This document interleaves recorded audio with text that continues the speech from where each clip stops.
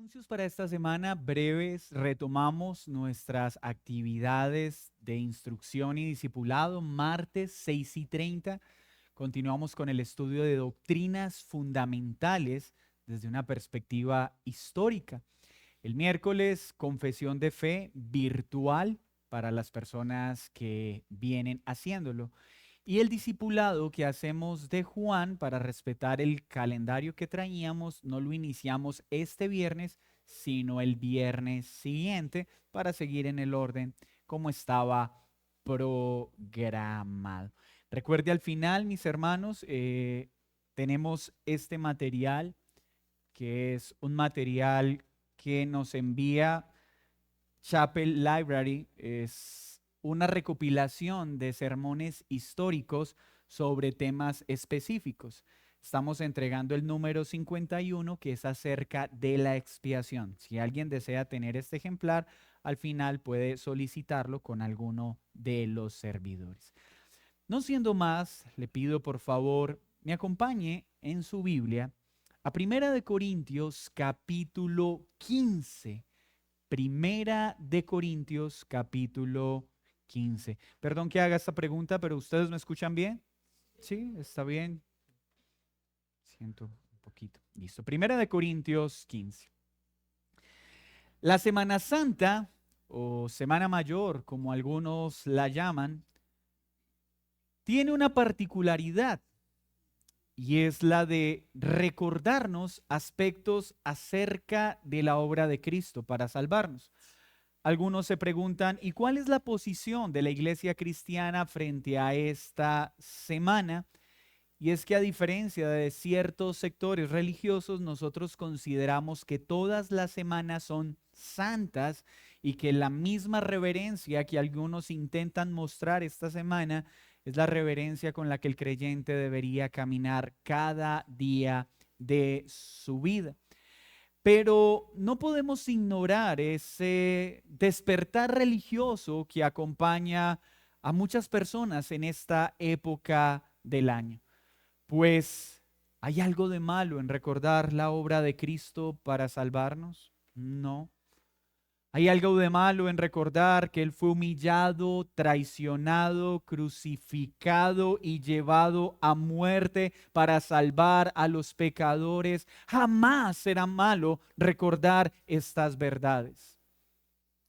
El problema es que algunos recuerden estas verdades sin querer sujetarse a aquel que hizo esto para salvar al pecador. Y ese es el problema de esta época del año. Muchas personas intentan a través de estas actividades religiosas acallar su conciencia, expiar sus pecados, pero ¿es esta la forma de expiar nuestros pecados? Esta semana entonces también se convierte en una semana de profunda tristeza, pues hay muchos, y creo que la mayoría, están sinceramente equivocados pensando que al hacer estas cosas sus pecados serán perdonados. Pensando el que a cumplir ciertos rituales, flagelarse, ir de rodillas a ciertos lugares, abstenerse de ciertas cosas, les abrirá una puerta para ir al cielo. Muchos esta semana, sinceramente engañados o responsablemente ignorantes de la verdad, piensan que después de esta semana han quedado a cuentas con Dios por hacer estos rituales que la Biblia no ordena. Y si Dios no lo ordena, pues tenemos que decir que no son agradables a Él. Pero, ¿se imagina usted que no practica tales rituales, tales procesiones? Esté pensando que su vida y su fe son agradables a Dios y que irá al cielo. Imagínese este escenario. Usted está convencido de que va a ir al cielo, pero llega el día de su muerte y se encuentra con la gran sorpresa de que no irá al cielo, sino al infierno. Qué terrible sería esta situación. Pues para ese momento ya no habría nada que hacer. Así que hoy quiero iniciar este estudio acerca de 1 Corintios 15 con una pregunta en sus mentes. ¿Y si la muerte hoy tocare a mi vida, qué será de mi alma? ¿Cielo o infierno? Y niños jóvenes, los invito a que me acompañen a resolver esta pregunta. Si hoy llegase la muerte a tu vida, solo hay dos lugares posibles, cielo o infierno. Pero una segunda pregunta, ¿y si la fe que crees tener no es verdadera? ¿Qué pasaría? ¿Cielo o infierno? Imagínese que usted recibe una llamada. Acaba de hacerse merecedor a una fortuna mayor que la de Bill Gates, Elon Musk, Jeff Bezos, etc. Le explican el beneficio que implicaría recibir esa fortuna. Algunos dicen, con que me digan que tengo un tío rico que nunca conocí, me basta. Y lo llaman para expresarle que se convertirá en millonario. Pero la persona encargada de darle la información y la hora de llegada le da mala dirección. Pero usted no lo sabe, se levanta emocionado para ir al lugar acordado, a la hora acordada, porque ahí sí no habrían pestañas enconadas, uñeros que me impiden caminar. Todos madrugarían, si no hay dinero se irían caminando 3 días antes y llegarían al lugar a esperar recibir tal riqueza. Pero por alguna razón, pasan las horas y nadie se manifiesta para hacer entrega de la promesa efectuada.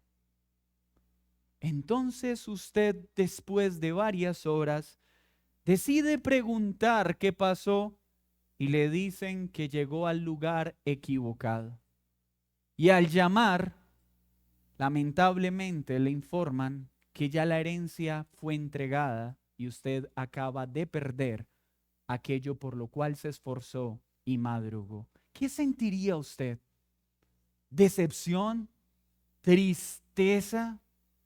Imagínese todas las casas que alcanzó a construir, los carros que alcanzó a comprar. Mentiras, ustedes son un poco más espirituales. Los hospitales que construyeron, los orfanatos que fabricaron en su mente, los restaurantes comunitarios, se vinieron abajo. Esto causa tristeza si fuese una realidad. Pero imagínense un escenario peor. Que a una persona le entreguen pautas para ser salvo, para librarse de la condenación eterna. Y se esfuerza en cumplir y en hacer estas cosas para asegurar que irá al cielo. Haciendo esfuerzos rituales, asumiendo un estilo de vida convencido que por ello recibirá el nuevo cielo y la nueva tierra. Siguiendo a un tal Salvador llamado Jesús, o al menos con ese título. Pero el día en que Jesús se aparece, esta persona corre a presentarle sus credenciales y esfuerzos para decirle: Jesús, hice todo lo que el pastor, todo lo que en la iglesia me dijeron. Y que él se mire a esta persona y le diga: apártate de mí, hacedor de maldad, porque no te conozco. ¿Te imaginas una vida entera de seguir ciertos parámetros, ciertos patrones, ciertas enseñanzas, creyendo que irás al cielo? y el día de tu muerte te das cuenta que lo que creíste fue en vano y que el Jesús que pensabas seguir no era el Jesús de las Escrituras. Esto sería terrible. Hermanos, Primera de Corintios nos enseña que hay un único evangelio que tiene el poder para salvar. ¿Y cómo no aprovechar una semana como esta, donde hay tanto fervor religioso, para confrontarnos a nosotros mismos o para animarnos a enseñar a otros el evangelio que salva? El evangelio de Jesucristo es excluyente. ¿Qué significa esto? Que no hay otro evangelio que pueda salvar. No hay otra enseñanza que dé vida eterna. Y me temo que muchos hoy en el mundo, en nuestro país, en nuestra ciudad, en esta iglesia, piensan que irán al cielo, no confiando en lo que dice la Escritura, sino en sus propios estándares o en las nociones propias que han creado de Jesús. Muchos todavía acá están sentados pensando, es que yo creo en Jesús a mi manera. Yo vivo la vida cristiana a mi manera, y piensan que por vivir a su manera irán al cielo. Mas el día final, a menos que se arrepientan, se darán cuenta que estos estándares, que estos principios que parecen muy morales, no eran suficientes para ir al cielo, porque al cielo solo se va por fe en la persona de Jesús. Veamos entonces, aquellos que toman nota, el título de esta enseñanza es El único evangelio que salva a los pecadores. El único evangelio que salva a los pecadores. Leamos desde el versículo 1 al versículo 6. Además os declaro, hermanos, el evangelio que os he predicado, el cual también recibisteis, en el cual también perseveráis, por el cual asimismo, si retenéis la palabra que os he predicado, sois salvos. Si no, creísteis en vano. Subraye esa afirmación. Hay un evangelio por el cual podemos ser salvos. Si no es ese evangelio en el que creemos, habremos creído en vano. Porque primeramente os he enseñado lo que asimismo recibí, que Cristo murió por nuestros pecados, conforme a las Escrituras, y que fue sepultado, y que resucitó al tercer día conforme a las Escrituras, y que apareció a Cefas y después a los 12, después apareció a más de 500 hermanos a la vez, de los cuales muchos viven aún y otros ya duermen. Un gran teólogo dijo: la mayor muestra de amor que un pastor puede mostrar por la iglesia a la que sirve es repetir con esmero y fervor las verdades del evangelio. Pues el evangelio salva al que no ha creído, pero santifica y fortalece a aquel que ha sido salvo. Veremos este sermón en 4 puntos. Primero, la proclamación del evangelio, versículo 1 al 2. Segundo, el contenido del evangelio, versículo 3 y 4. Tercero, la evidencia del evangelio, versículos 5 y 6. Y por último, la respuesta que debemos tener a este evangelio. Pablo entonces inicia haciendo un llamado, o más bien mostrando la orden que Dios le dio de proclamar el evangelio. Pablo está declarando, recordando, no una filosofía humana, no un discurso moderno para su tiempo, no sus ideas particulares según su propia experiencia. No, Pablo no está enseñando según los aciertos y desaciertos de la vida, porque algunos piensan que la experiencia es suficiente para poder hacer lo correcto. Pablo, siendo apóstol de Jesucristo, está enseñando el evangelio que le entregó Jesús mismo conforme a la orden que él puso sobre sus hombros. Este evangelio que salva fue predicado por Pablo por mandato divino y no según estándares humanos, porque solo el evangelio tiene el poder para salvar. Ningún otro mensaje salva. Ningún discurso de motivación, ningún libro para no tener amistades tóxicas, ningún libro que te enseña a amar sin depender te va a salvar la vida. El único mensaje que tiene el poder para salvar es el evangelio que Dios mismo comisionó a sus siervos enseñar. Romanos 1:1 nos recuerda esto. Pablo, siervo de Jesucristo, llamado por él a ser apóstol, apartado para comunicar el evangelio de Dios. Así que las palabras que hoy vamos a estudiar no son una posición más en medio de este mar de filosofías o ideas religiosas. No, es la única. ¿Está usted diciendo, pastor, entonces, que esa verdad es absoluta? Y la respuesta es sí. ¿Está diciendo usted que una persona no se puede salvar a través de un mensaje diferente al que Pablo está enseñando? Y la respuesta es no puede salvarse a través de otro mensaje. Porque si hay otro mensaje por el cual una persona puede salvarse, entonces Pablo es un mentiroso, Dios es un mentiroso y la Biblia no es confiable. Decir que hay otro camino, que hay otro mensaje para salvar, es decir que Pablo mintió, que la Biblia es un libro lleno de contradicciones, no digno de ser creído, y que Dios no sabe ni siquiera lo que quiere ni para qué escribió la Biblia.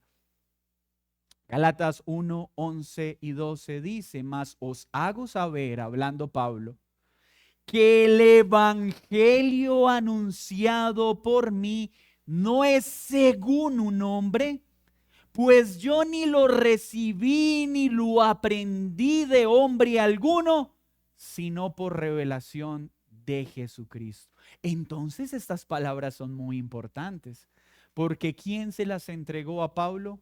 Jesucristo mismo, el Hijo de Dios, la segunda persona de la Trinidad, Dios hecho hombre para salvar a los pecadores.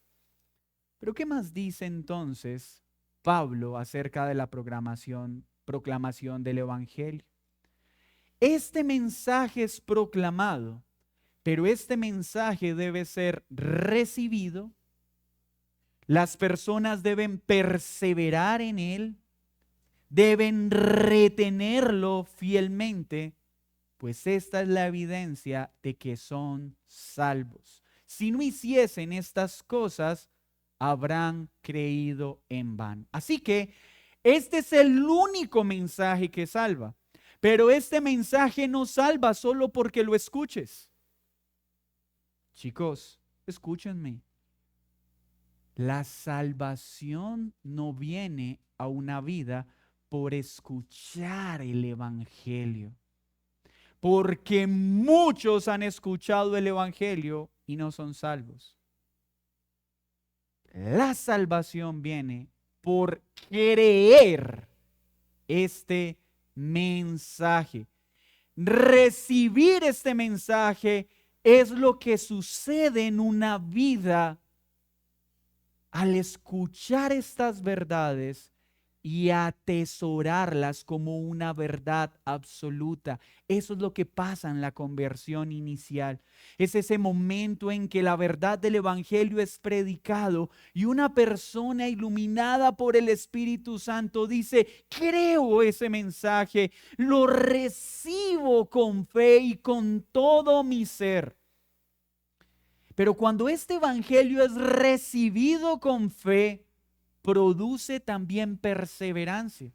Es decir, una santificación progresiva, porque este Evangelio al que salva lo lleva a perseverar hasta el final, a ser cada vez más como Cristo.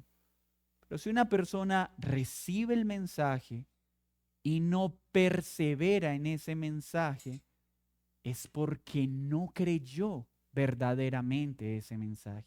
Así que el Evangelio anula esos cambios temporales en algunas personas que llegan a un entorno religioso por un periodo de tiempo, muestran una vida de obediencia, pero una vez Dios no les da lo que desean y no satisface las motivaciones por las cuales empezaron a congregarse, se alejan nuevamente. Esas personas oyeron el Evangelio, pero no lo recibieron realmente. Porque el que recibe verdaderamente el Evangelio, persevera en el Evangelio. Segunda de Juan, versículo 9, dice que aquellos que no permanecen en las enseñanzas de Jesús y se apartan, es porque no habían creído. Porque el que verdaderamente cree, persevera hasta el fin por la obra del Espíritu Santo. Y ese que persevera será salvo, es decir, experimentará ese glorioso día en que recibiremos los cuerpos glorificados para habitar eternamente con Él. Este evangelio debe ser recibido, produce perseverancia en quien lo recibe y trae como recompensa salvación. Hermanos, la perseverancia en las verdades de este evangelio corroboran una verdadera fe. Mateo 24:13 dice: mas el que persevera hasta el fin, éste será salvo. Todo el que ha creído el evangelio perseverará hasta el fin y será salvo. Si alguien no persevera hasta el fin, es porque no ha sido salvado. Entonces es importante saber qué es el evangelio, porque acá sabemos que debe ser proclamado. Hasta aquí sabemos que debe ser recibido, es decir, creído. Debemos perseverar en la verdad de este evangelio y así podemos tener la certeza de la salvación. Pero entonces, ¿qué es el evangelio? Si este es el único mensaje que salva, debe despertar en ti y en mí una necesidad urgente. Necesito entonces saber qué es el evangelio. Porque si solo a través del evangelio puedo ser salvo, necesito saber el evangelio. O en tu caso, ¿tú crees tener el evangelio? ¿Estás seguro de haber creído el evangelio? ¿Estás seguro de que estás perseverando en él? ¿Estás seguro de tu salvación? ¿Estás seguro que lo que tienes por evangelio sí es evangelio? Porque o si no, habrás creído en vano. Palabras más de nuestro tiempo. Habrás perdido tu tiempo creyendo en algo que no salva ni cambia.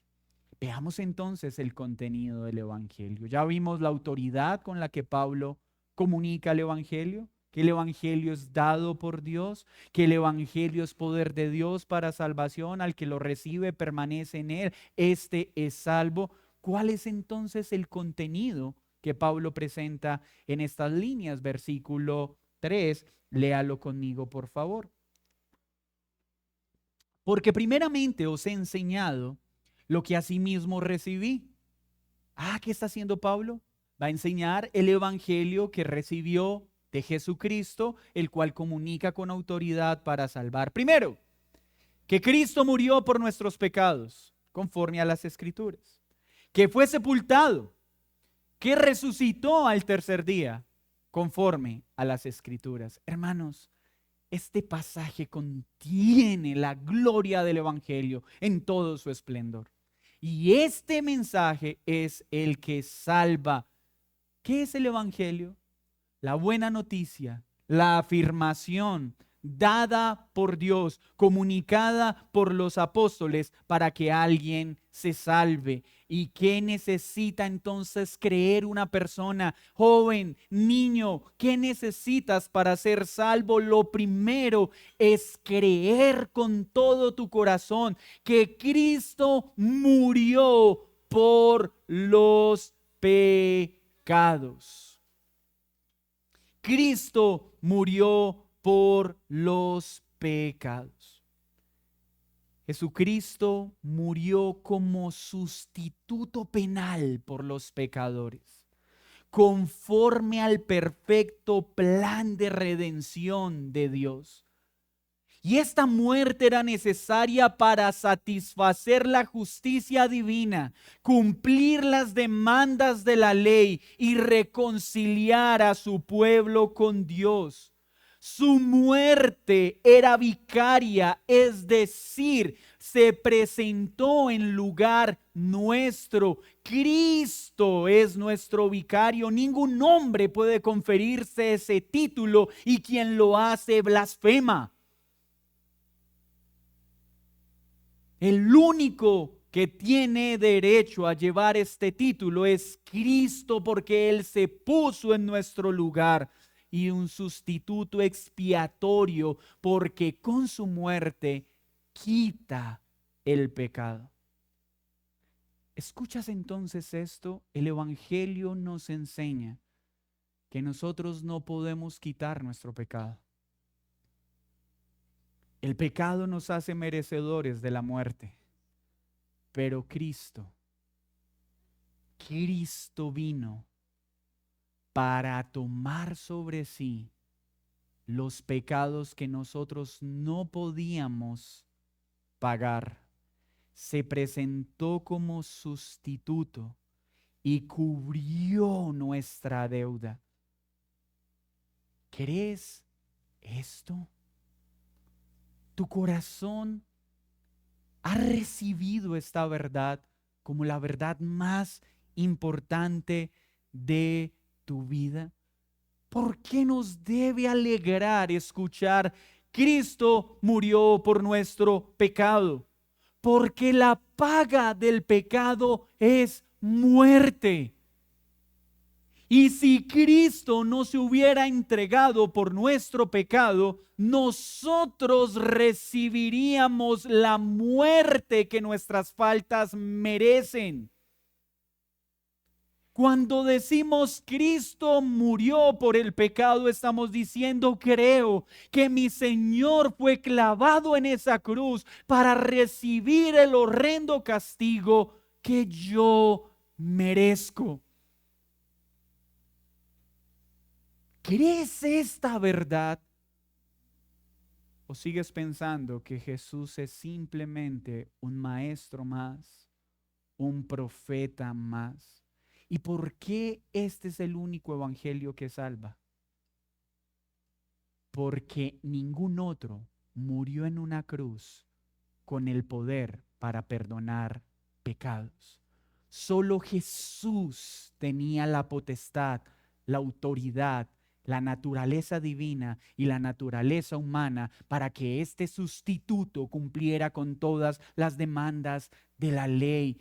Solo Él era el sacrificio perfecto. Solo Él podía tomar los pecados del pueblo que vino a salvar. Los tomó sobre sí, dice Isaías 53:5. Léalo, por favor. Isaías 53:5.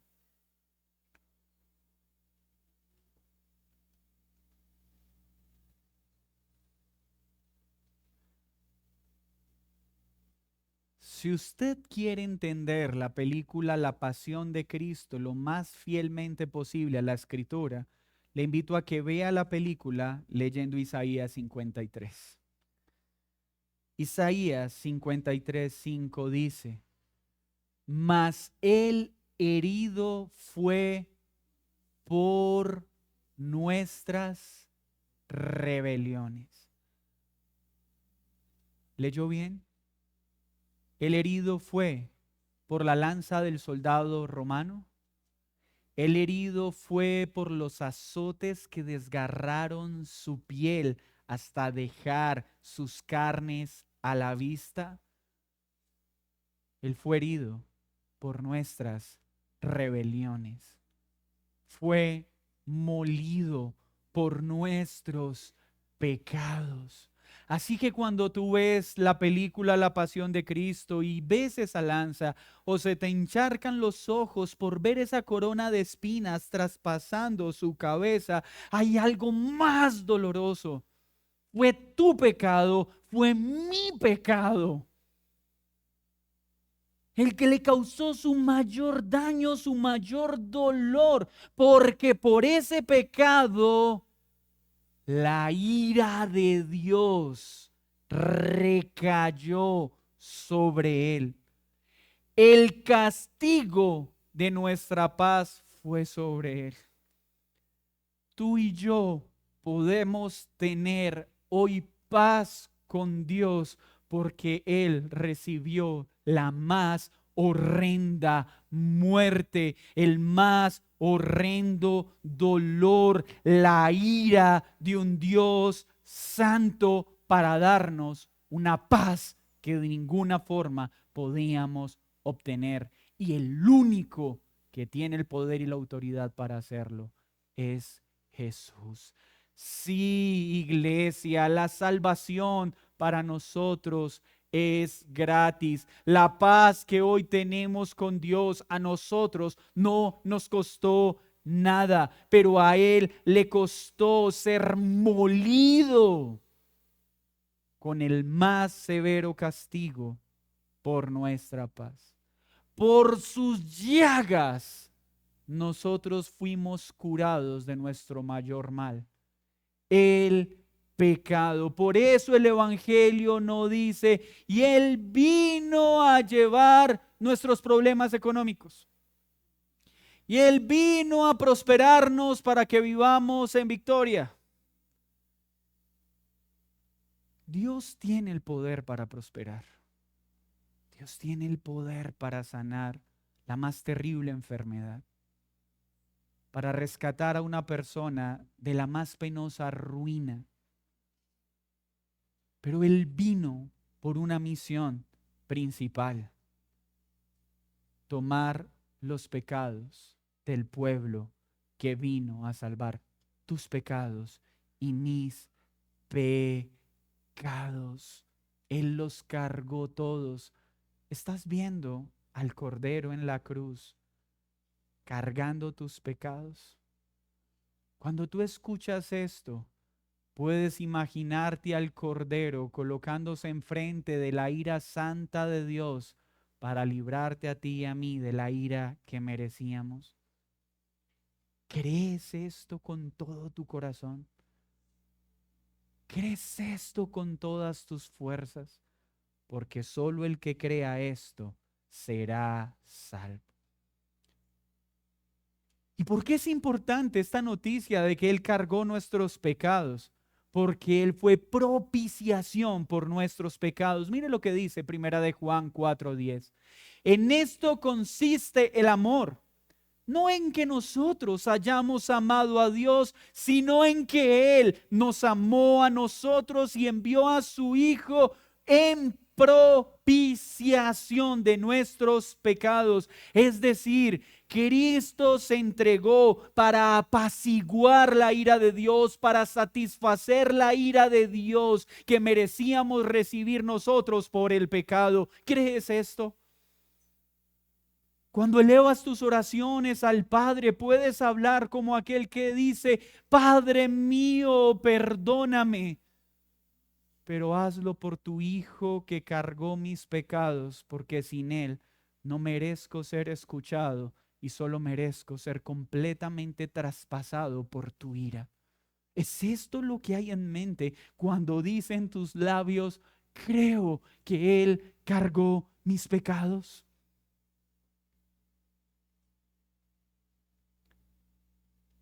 Es por su sangre que somos justificados, mas Dios muestra su amor para con nosotros en que aun siendo pecadores, Cristo murió por nosotros, pues mucho más estando ya justificados en su sangre, por Él seremos salvos de la ira. Pero ¿qué más nos dice el Evangelio?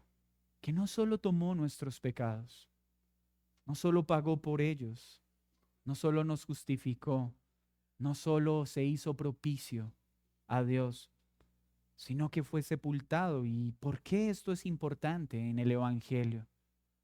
Porque esto nos confirma que su muerte fue real, que cada sufrimiento, que cada padecimiento, que el sudor de sangre, que el dolor en su alma por la traición de Judas, por la triple negación de Pedro, por los gritos despreciados de aquellos que un día gritaron Hosana y luego gritaron crucifíquenlo, fue real. Que aquel que caminó con él lo entregó por 30 monedas, que aquel que prometió morir por él lo negó 3 veces. Ese dolor fue real, no fue fingido, no es simbólico. Que cada herida en su piel, cada golpe en su rostro fue verdaderamente doloroso y que cuando la ira del Dios Santo lo molió por completo, ese dolor fue real porque tenía un cuerpo real, porque solo un cuerpo real puede ser sepultado. Algunos piensan que ese cuerpo no era real, algunos afirman que era un holograma. Otros dicen que por ser Dios no sintió dolor. No, Él era Dios, pero era hombre y su naturaleza humana experimentó estos horrendos dolores que tú y yo merecíamos recibir. La sepultura de Cristo nos da la certeza de que Él murió verdaderamente. No fue una muerte aparente, no fue simbólica. Y esta verdad confronta fuertes herejías como el docetismo que niegan la verdadera humanidad y el sufrimiento de Cristo. Marcos 15:45 dice, y cuando lo supo por el centurión, dio el cuerpo a José, el cual compró una sábana y quitándolo lo envolvió en la sábana y lo puso en un sepulcro. ¿Acaso un holograma puede ponerse en un sepulcro? ¿Acaso un espíritu puede envolverse en un manto para meterlo en un sepulcro? No, solo un cuerpo real. El cuerpo del Cordero sacrificado fue bajado de la cruz, envuelto en una sábana y puesto en un sepulcro. Sí, aquel que recibió ese horrendo castigo de la justicia divina que debía recaer sobre nosotros. Ese inmenso acto de justicia perfecto y sin error fue real, no fue fingido.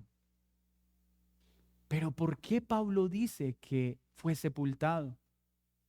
Porque así se cumplió lo anunciado por el profeta.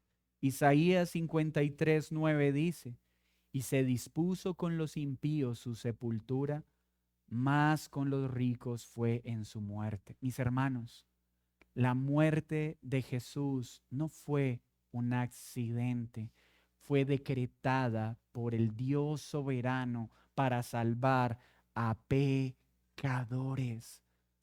Fue real, pero fue anunciada antes de que sucediera. Y esto que nos muestra que nuestro Dios no improvisa, que nuestro Dios tiene un plan perfecto que nada ni nadie puede obstruir. Pero su muerte también marca la transición entre la humillación y la exaltación, porque Cristo fue humillado en su muerte, después fue muerto y sepultado, permaneció bajo el poder de la muerte por un tiempo, pero luego resucitó.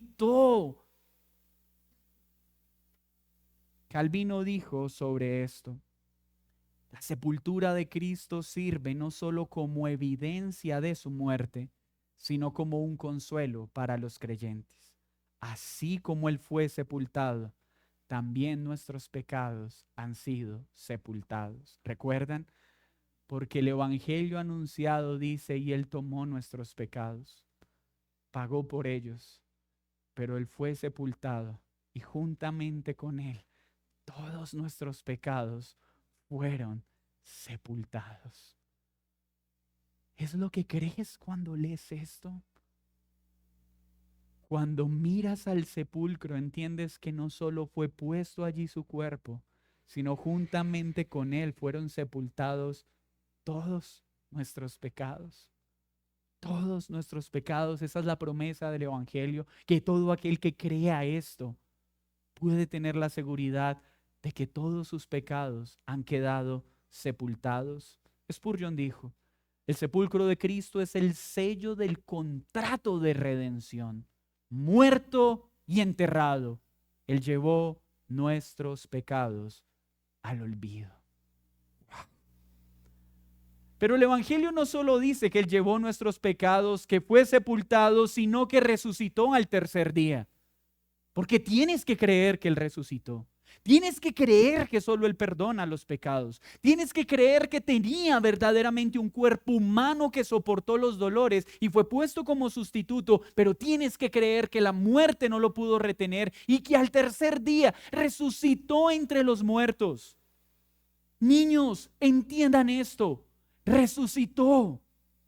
Es como si ustedes hoy fueran al cementerio y vieran de la tumba levantarse un hombre. Eso fue lo que sucedió.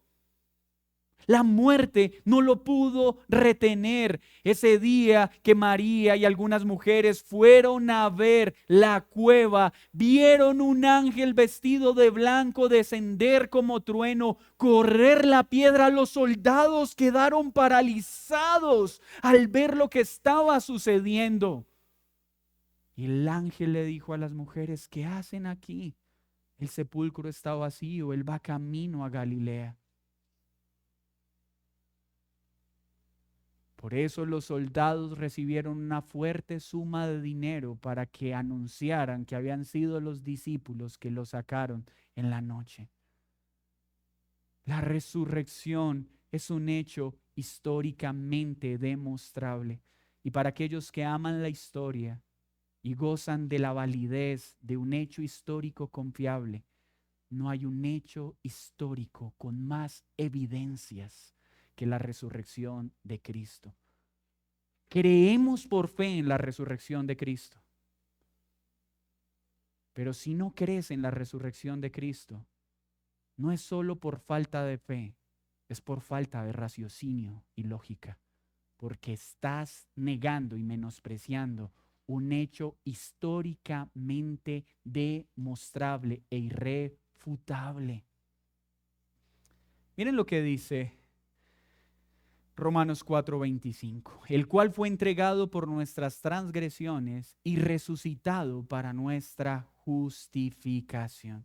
Es importante reconocer que Cristo resucitó al tercer día, porque esto significa que su sacrificio, que el perdón de los pecados fue obtenido y que el Padre quedó satisfecho, que la ira de Dios fue satisfecha, que la justicia divina fue satisfecha. Y al resucitar, lo que nos está diciendo es: Cristo venció la muerte, Cristo venció el pecado y Cristo obtuvo vida eterna para los que creen en Él. Todo aquel que cree que Cristo resucitó está diciendo: yo resucitaré juntamente con Él. El sacrificio ofrecido fue aceptado por el Padre y ahora soy declarado justo. Ya no soy más culpable ante Dios. Solo Jesús obtuvo esto. Por eso este es el único mensaje que salva a un pecador, porque ningún otro murió, ningún otro resucitó al tercer día, ningún otro tomó sobre sí los pecados, ningún otro pudo ser un sustituto perfecto ante Dios, ningún otro pudo satisfacer la ira de Dios, ningún otro pudo satisfacer la justicia perfecta de Dios. El único que tenía esta potestad es Jesús el Cristo. ¿Y por qué tenemos que creer en el Evangelio? ¿Por qué tenemos que creer en la resurrección que comunica el Evangelio? Porque sin resurrección nuestra fe sería inútil y todos estaríamos aún en pecado. Miren lo que dice Primera de Corintios 15:17. Y si Cristo no resucitó, vuestra fe es vana, aún estáis en pecado. Permítame hacer una paráfrasis a nuestro tiempo. Si Cristo no resucitó, cerremos y vámonos. No hay nada que hacer en este lugar. En vana es nuestra fe, en vano es nuestra fe. No tenemos cómo ser librados del pecado. Pero la noticia es, Cristo sí resucitó. Y nuestra fe en Él es retribuida. Nuestros pecados son perdonados si hemos creído este mensaje. Esto es el Evangelio. El Evangelio no es decir, ven, sigue a Dios y tendrás carro, casa y beca. Ven, sigue a Dios y tus problemas se acabarán. Ven y sigue a Dios y pare de sufrir. No, el Evangelio es la noticia de que Dios, siendo Dios, se hizo hombre. Cristo tomó pecados que nosotros no podíamos pagar, pagó por esos pecados, los sepultó juntamente con Él, resucitó al tercer día para justificarnos y para asegurar que lo que prometió, Él lo cumple. Primera de Corintios 15:20 dice, mas ahora Cristo ha resucitado de los muertos, primicia de los que durmieron es hecho, porque así como Adán todos mueren, también en Cristo todos serán vivificados. La resurrección de Cristo es el punto principal del Evangelio. Si se elimina, se destruye toda la fe. Spurgeon dijo, la resurrección de nuestro Señor es la piedra angular de la fe cristiana. Sin ella no hay esperanza para el mundo. Pero ¿saben qué dice también Pablo en el Evangelio? Que todo esto sucedió conforme a la Escritura, conforme a la palabra de Dios. ¿Y saben por qué lo dice? Para dejar claro que esto no fue un accidente, sino el cumplimiento de las profecías. Estaba determinado que él moriría. Ese era el plan desde el comienzo, porque se necesitaba un sustituto. Ese era el plan desde el comienzo. Abraham vio una luz cuando Dios le dijo, presenta a tu hijo Isaac. Y el Señor envió el cordero, envió el sacrificio para librar a Isaac de su muerte. Pero él estaba mostrando una sombra de lo que haría con el Isaac perfecto, con su propio hijo, pues este sí sería entregado como sacrificio perfecto. Así fue anunciado por Isaías, así fue anunciado en el Salmo. No dejarás mi alma en el Seol, ni permitirás que tu santo vea corrupción. Salmo 16:10. Lucas dice, era necesario que se cumpliese todo lo que está escrito de mí. Así estaba escrito y así fue necesario que Cristo padeciese y resucitara de los muertos. El Evangelio es el cumplimiento de todas las promesas del Antiguo Testamento. Pero terminemos entonces con la evidencia del Evangelio. Ya vimos la proclamación autoritaria de Pablo, vimos el contenido del Evangelio, perdón de pecados, sepultura de pecados, resurrección conforme a la Escritura. Pero, ¿y cómo podemos saber si esto es real? aquí es donde el corazón del historiador se pregunta, ¿y hay hechos que corroboren tal afirmación? ¿Quién puede creer que un hombre llamado Jonás estuvo 3 días en el vientre? ¿Quién puede creer que un hombre después de recibir tan horrenda muerte pudo salir del sepulcro? Y el Señor en esto es precioso. Versículo 5. Y se apareció a Cefas, después a los 12, después se apareció a más de 500. ¿No te basta el testimonio de Cefas? No, pues él caminaba con él, es obvio. ¿Cómo va a decir que no fue real? Ah, pero es que se apareció a los 12, pues sí, obvio. Ellos no van a decir que fue mentira, pero es que se apareció a 500. 500. 500. La resurrección es un hecho histórico, real, fiel, demostrable y comprobable. Si no lo crees, no es por falta de evidencia, es por arrogancia. Si no lo crees, no es por falta de evidencia, es por la dureza de tu corazón. Y el único que puede ablandar ese corazón de piedra es el Espíritu de Dios. Hechos 10:40 dice, a este levantó al tercer día. Hizo que se manifestase no a todo el pueblo, sino a los testigos que Dios había ordenado de antemano. Hermanos, la fe cristiana no se basa en un cuento para niños. Dijo un hombre, el Evangelio es un cuento para niños que le temen a la oscuridad. Y otro gran hombre respondió, negar el Evangelio es solo el acto de un hombre que le teme a la luz y ama la oscuridad. El Evangelio es la luz de Cristo puesta para salvar a los hombres de la más horrenda oscuridad. La fe nuestra no se basa en un mito, no es una experiencia subjetiva, no son emociones irracionales, son hechos observables, pero aunque no tuviésemos los testigos, podríamos creer. Pues esto solo lo puede hacer un Dios que ama y salva. Así pues, mis hermanos, tenemos el mensaje, tenemos su promesa. Por favor, créelo. ¿Es este el Evangelio en el que crees? Porque muchos pueden llevar muchos años, valga la redundancia, caminando en un entorno cristiano y ni siquiera saber que estos son los elementos del Evangelio.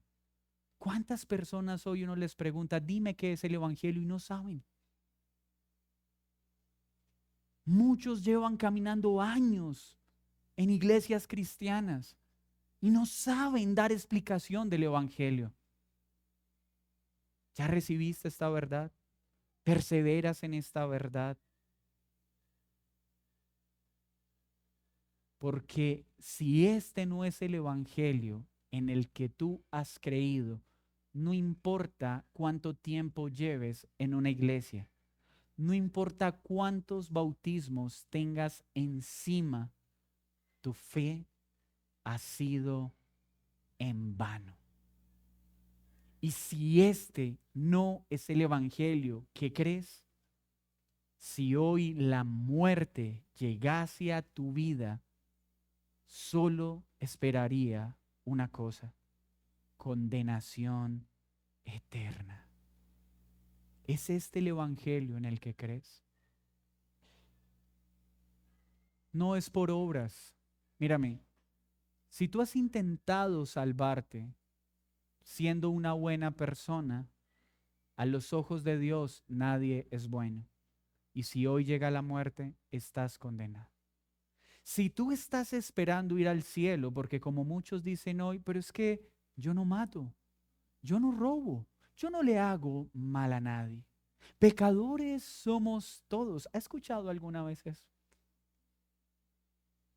Si eso es lo que tú piensas que te va a llevar al cielo, ¿sabes qué piensa Dios de esas obras? Que son simples trapos de inmundicia. Es decir, simples toallas higiénicas. Esos son las buenas obras de un ser humano a los ojos de un Dios santo. Así que si tú no has creído el Evangelio, hoy Dios pone delante este gran llamado. Fuera de Jesús no hay salvación. Solo Él puede tomar tus pecados. No importa cuán terribles sean, solo Él puede tomarlos y sepultarlos. Solo Él puede hacer que resucites juntamente con Él. Solo Jesús puede asegurar tu acceso al cielo y que puedas habitar en los nuevos cielos y en la nueva tierra. Nadie más tiene esta facultad. Ninguna otra enseñanza puede salvar. Por favor, atiende hoy el llamado del Evangelio. Niños, crean hoy en Jesús. Jóvenes, vengan hoy a Cristo. Hoy, el día es hoy. Pero tú que has creído, si tú has creído este mensaje, ¿qué estás haciendo con este mensaje? ¿Lo estás guardando?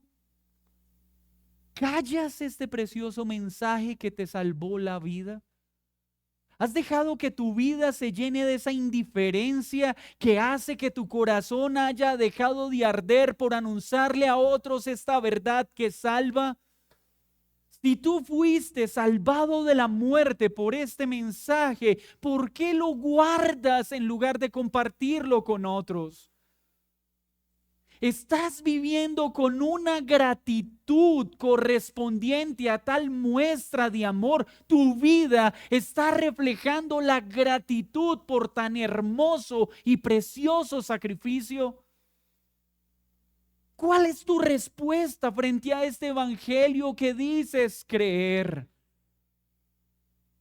Porque si este evangelio es el que salva, ¿por qué no lo anuncias?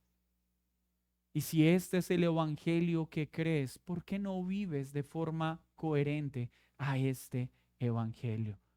Es momento de que vivas como corresponde a este evangelio. Un corazón agradecido, confiando dependientemente de este Cordero, plenamente. Entonces, aquel que cree el Evangelio puede decir, ¿soy salvo? Sí, soy salvo porque Él me salvó.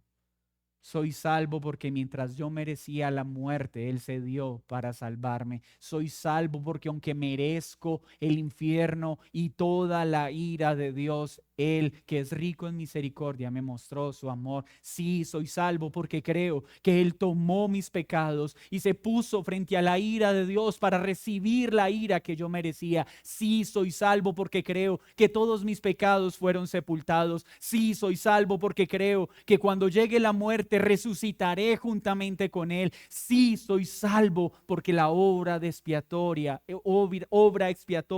de Cristo es perfecta y es suficiente. Si has creído eso, eres salvo. Y si no, hoy es la oportunidad para que creas. Vamos a dar gracias al Señor.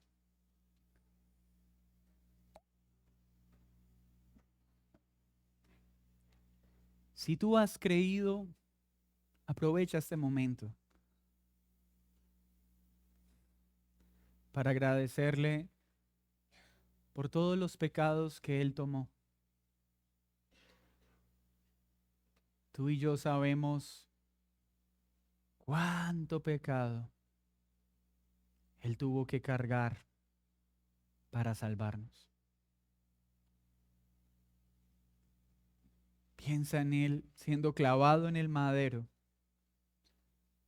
pagando esa deuda que tú y yo no podíamos pagar. Pero piensa también en Él, sepultando juntamente con su cuerpo todos los pecados que habían en nuestra contra.